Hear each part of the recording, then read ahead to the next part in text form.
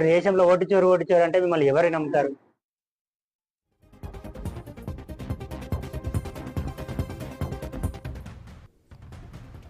Breaking news చూస్తున్నాం. వెనెజులాపై America భీకర దాడులకు పాల్పడింది.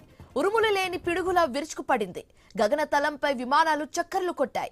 ఊహించని ఈ దాడులతో రాజధాని కరకస్ దద్దరిల్లింది. పేలులకు జనం భయపడి పరుగులు తీశారు. దేశ అధ్యక్షుడు మదురోను ఆయన భార్య సిలియో ఫ్లోర్స్ ను అమెరికా సైన్యం బంధించి న్యూయార్క్ కు తరలించింది. అయితే అంతకుముందే దేశంలో అత్యవసర పరిస్థితిని మదురో విధించారు. అమెరికా సైన్యం ఈ మొత్తం ఆపరేషన్ ను అత్యంత సమన్వయంతో అరగంటలోనే పూర్తి చేసింది.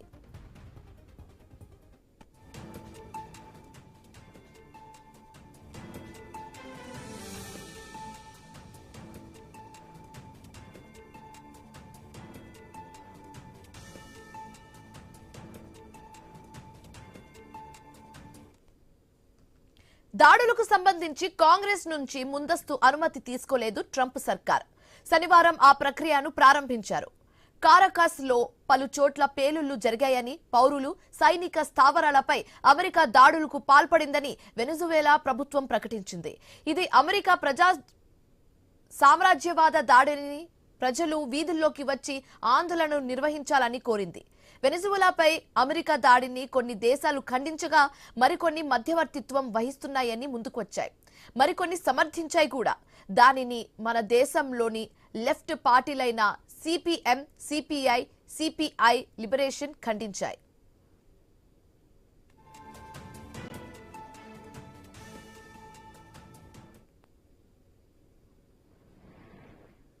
రెండు 2013లో హ్యూగో చావెజ్ మరణ అనంతరం మదురో దేశ అధ్యక్షుడిగా బాధ్యతలు చేపట్టారు. 2018లో మళ్లీ ఎన్నికయ్యాయి. అయితే ప్రతిపక్షాలు పోటీ చేయకుండా నిషేధం విధించారు. దీంతో ఆ ఎన్నికలపై తీవ్ర విమర్శలు వచ్చాయి.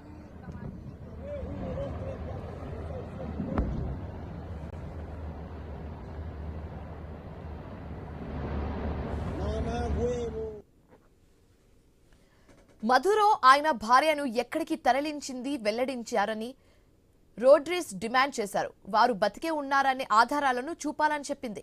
అయితే ఈ దాడులను వెనెజులా రక్షణ మంత్రి వ్లాదిమిర్ పాడ్రినో ఖండించారు. ఇది సామ్రాజ్యవాద దాడిగా అభివర్ణించారు. దేశ రక్షణ కోసం విదేశీ బలగాలను ఎదిరించాలని పౌరులకు పిలుపునిచ్చారు.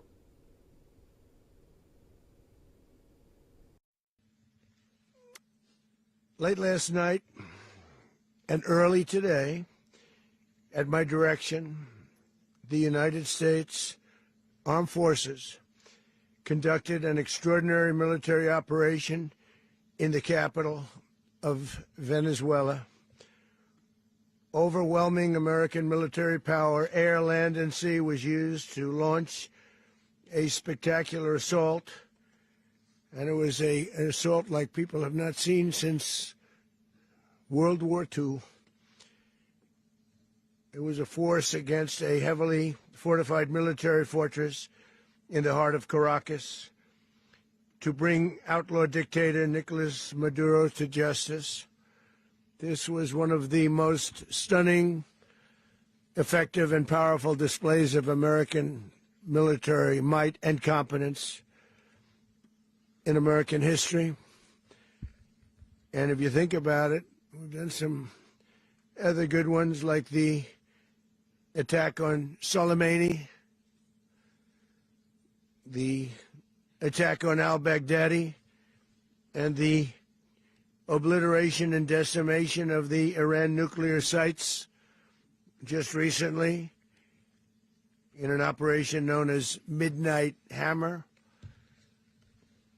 All perfectly executed and done. No nation in the world could achieve what America achieved yesterday, or frankly